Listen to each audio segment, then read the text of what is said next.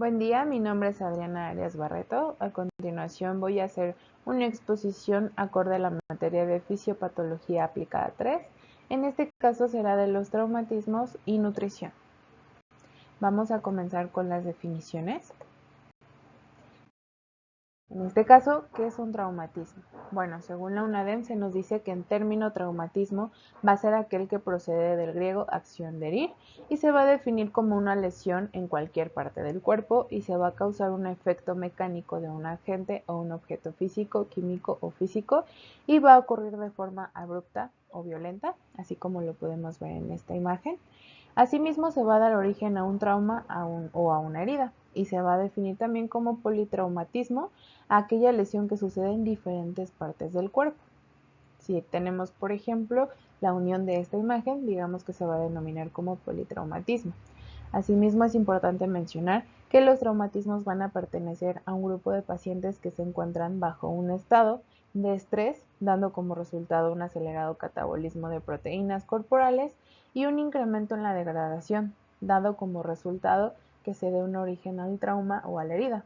Y los pacientes de igual forma con lesiones traumáticas van a ser pacientes complejos por la frecuencia y pronóstico, además de que, bueno, es importante mencionar que contribuye una de las principales causas de muerte en edad reproductiva y en países latinos, es de las 5 principales causas de muerte más frecuente en la población menor a 50 años.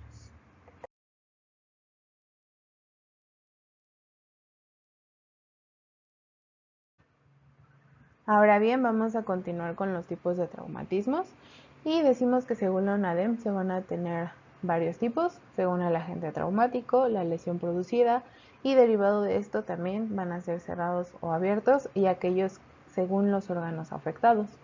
En esta última parte vamos a hacer los que enumeraremos y se van a basar en las lesiones del aparato locomotor, teniendo la número 1 que son las heridas. En este tipo de traumatismo se va a tener una rotura de piel que va a afectar a los órganos que se encuentran por debajo de esta. Y existen diferentes tipos como la abrasión, la punzante, la laceración y todos los que vemos en la imagen. Posteriormente tenemos a la contusión, en la que nos vamos a referir a una parte en la que el traumatismo no va a provocar una rotura de la piel ni de tejidos internos, pero sí va a causar inflamación, dolor, hematoma, rubor y calor, tal como lo vemos en la imagen. Un ejemplo de esto es cuando nos golpeamos en la cabeza. En la parte número 3 tenemos que van a ser los esguinces y estos se van a referir al estiramiento, rasgadura en los ligamentos. El tejido fibroso va a ayudar a conectar tanto los huesos como las articulaciones. Y bueno, se van a tener 3 tipos de grados, que comenzando con el número 1 es aquel en el que se causa una distensión de la parte del ligamento, pero no se incluye una rotura ni arrancamiento. En el grado número 2, que va a haber una rotura parcial o total de los ligamentos, como lo vemos aquí en la imagen. Y en la parte número 3, el grado 3, que es cuando se consiste en la rotura total del ligamento con arrancamiento respecto al hueso, como lo vemos aquí. Y por último, el número 4, tenemos a las fracturas, que de manera general, bueno, en ese tipo se va a tener un traumatismo que se va a dar por la ruptura de un hueso, aunque también se puede romper la piel y esto se va a llamar como fractura abierta o compuesta. Y principalmente tenemos como causa los traumatismos que son las caídas, lesiones deportivas o accidentes automovilísticos, como lo podemos ver en la imagen. Ahora bien, ¿cuál es la fisiopatología del traumatismo craneoencefálico? Bueno, pues aquí vamos a tener diversos puntos a tratar. Digamos que comenzamos con la respuesta inflamatoria, en donde se va a dar una respuesta fisiológica cuando se presencia una inflamación en el lugar de la lesión. Posteriormente se va a dar una respuesta superactivada que va a condicionar a una respuesta sistémica llamada síndrome de respuesta inflamatoria sistémica, o como se abrevian en las siglas que vemos en la pantalla, mismas que se van a caracterizar por una reacción proinflamatoria anormal y generalizada. Asimismo, se presentan los órganos a distancia de la agresión inicial. Posteriormente se va a dar una respuesta contrainflamatoria, que es donde se van a poner en acción los posteriores a la inflamación anterior, además de que se van a activar mecanismos compensatorios concentrados en la evolución, resolución, síndrome de difusión, fracaso multiórgano o muerte. Esto dependiendo del balance entre el CIRS, la respuesta contrainflamatoria y los mecanismos compensadores.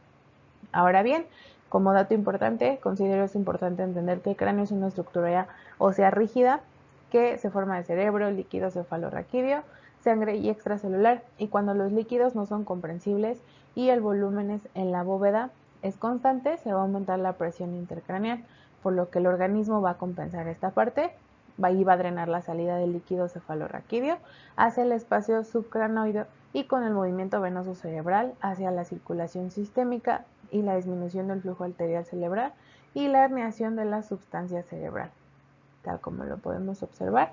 Y bueno, también la lesión cerebral secundaria se va a iniciar tras producirse la lesión primaria, y esta se va a ligar a un círculo vicioso ascendente, pues el trauma cerebral va a causar edema y esto va a condicionar a sí mismo a que se aumente la presión intercerebral y con comprensión cerebral también y una disminución de la presión de perfusión, lo cual va a producir una mayor lesión cerebral, según García de Lorenzo en 2009.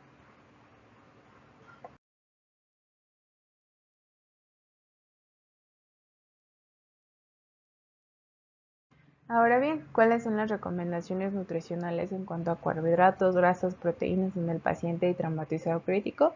Bueno, pues van a ser las siguientes y es importante que consideremos que la alimentación va a ser progresiva hasta que se alcance lo planificado, que normalmente, bueno, en planificación es de 35 a 40 kilocalorías por kilogramo de peso por día. Siento entonces que los carbohidratos van a abarcar de un 50 a un 60% y una cantidad menor a 6 gramos por kilogramo por día. La proteína asimismo 14.85%, en este caso el 15 casi, llegando a un gramaje de 1.5 a 2 gramos por kilogramo por día. Y finalmente los lípidos que van de un 40 a un 50% y en gramaje va a ser menor a 2.5 gramos por kilogramos por día. Ahora bien, el tipo de nutrición recomendada para el paciente traumatizado enteral o parenteral, bueno, pues lo ideal va a ser que con base en diversos estudios se comprueba que se pueden reducir las infecciones y la mortalidad en pacientes traumatizados si iniciamos de manera temprana la nutrición enteral, puesto que de esta forma se van a reducir infecciones y va a prevenir asimismo una cascada de fenómenos que llevan a un fallo multiorgánico y de esta manera, bueno, aumentamos el rango de supervivencia en pacientes con lesiones severas. Asimismo, esta nutrición se va a aplicar por medio de una sonda nasogástrica y aunque por ciertas condiciones particulares del paciente se va a tener que usar una gastrotomía y la yeyonostomía. Asimismo, es importante que se contemple que la nutrición tanto enteral como parenteral y que de esta forma se alcancen los requerimientos calóricos proteicos diarios. Esto dependiendo de las condiciones del paciente. Y bueno, esto fue todo por la parte de exposición de traumatismos y nutrición. Repito mi nombre, Adriana Arias Barreto, y esto fue para la materia de fisiopatología aplicada 3. Muchas gracias.